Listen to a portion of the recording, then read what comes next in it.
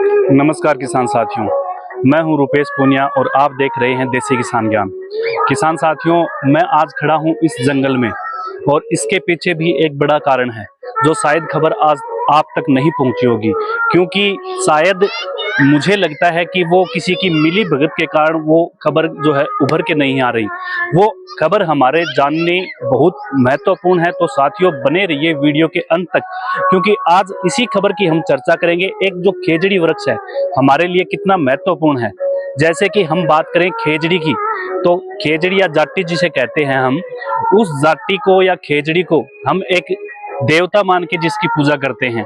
और जिसकी और बात करें कि उस खेजड़ी को जब हम हमारा खेत जोतते हैं तो शुरुआत के समय में हम खेत जब जोतते हैं उस समय उसकी पूजा करके खेत जोतना प्रारंभ करते हैं और उसका किस प्रकार से दोहन किया जा रहा है। और सरकार जो है उसकी मिली भगत के साथ बाड़मेर क्षेत्र, जैसलमेर क्षेत्र, उधर के क्षेत्रों में देखें तो खेजड़ी बहुत बुरी तरीके से काटी जा रही है।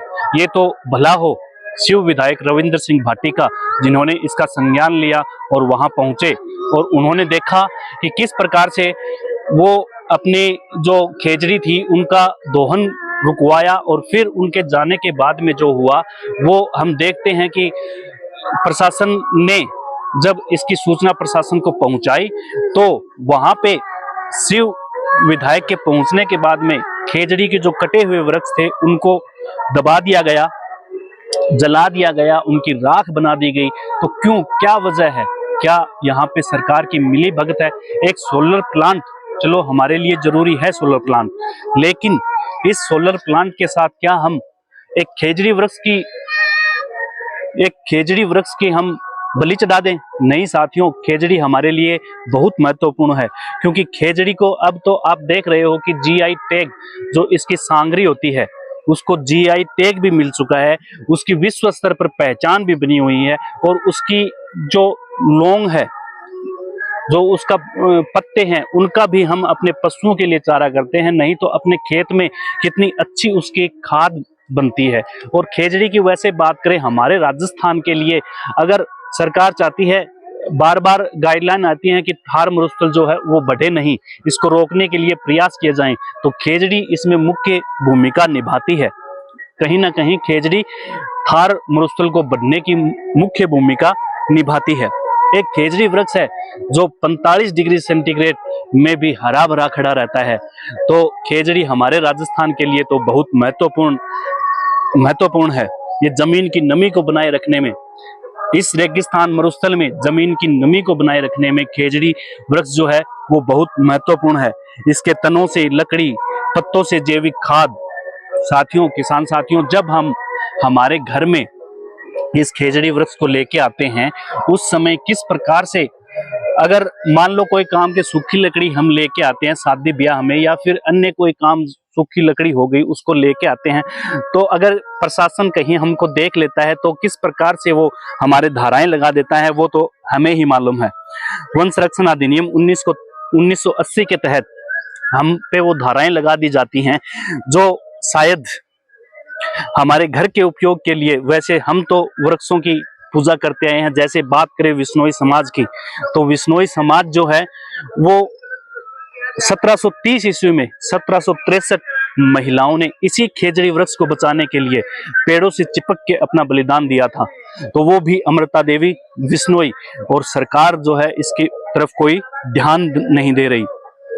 अगर बिना अनुमति के इतने पेड़ काटे जा रहे हैं, क्यों काटे जा रहे हैं? क्या सिर्फ व्यवसायों के लिए ही ये खेत बने हैं? नहीं साथियों, ये जो पेड़ हैं ये हमारी सुरक्षा करते हैं, हमें सांस देते हैं, हमें सब कुछ पेड़ देते हैं, और इनका इतना बुरी तरीके से दोहन किया जा रहा है और सरकार जो है वो चुपचाप देख रही है।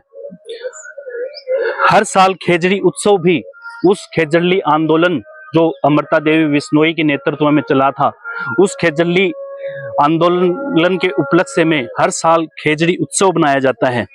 और उस उत्सव को हम खेजड़ी की कितनी पूजा करते हैं वो तो जोधपुर और मारवाड़ का क्षेत्र ही जानता है। किसान साथियों, आज खेजड़ी को बचाने के लिए फिर उसी जज्बे की जरूरत है। सरकार इस तरफ ध्यान नहीं दे रही, लेकिन आप में जज्बा, आप में हौसला उस खेजड़ी को बचाने के लिए होना चाहिए, क्योंकि अगर खेजड़ी कट गई तो तापमान और गर्मी जो है वो इतनी बढ़ जाएगी कि ये पेड़ नहीं रहेंगे तो तापमान और गर्मी इतनी बढ़ जाएगी, और बारिश जो है वो तो होने इन्हीं पेड़ों के कारण, इन्हीं जंगलों के कारण बारिश होती है, वो बारिश भी कहीं ना कहीं रुक जाएगी और जमीन जो है वो बंजर हो जाएगी। पशुओं के लिए चारा कहाँ से लाएंगे, जैव विविधता खत्म हो जाएगी, खेतों में माइक्रो क्लाइमेट बिगड़ जाएगा।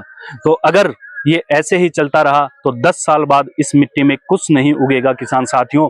इसलिए जागरूक बनो, और अगर विशेष तौर से बाड़मेर और जैसलमेर के क्षेत्र में ऐसा हो रहा है तो आप इसे रोकने का प्रयास कीजिए किसान साथियों। ये हमारे लिए बहुत महत्वपूर्ण बात है। मैं धन्यवाद देना चाहूँगा फिर से शिव विधायक रविंद्र सिंह भाटिका, जिन्होंने इस खबर को उठाया और खोड़ला इलाके में, बाड़मेर के खोड़ला इलाके में जो खेजड़ी काटी जा रही थी, उन्होंने जेसीबी से खुदवा के मिट्टी से उन पेड़ों को निकाला है, तो उनका भी मैं धन्यवाद देना चाहूंगा।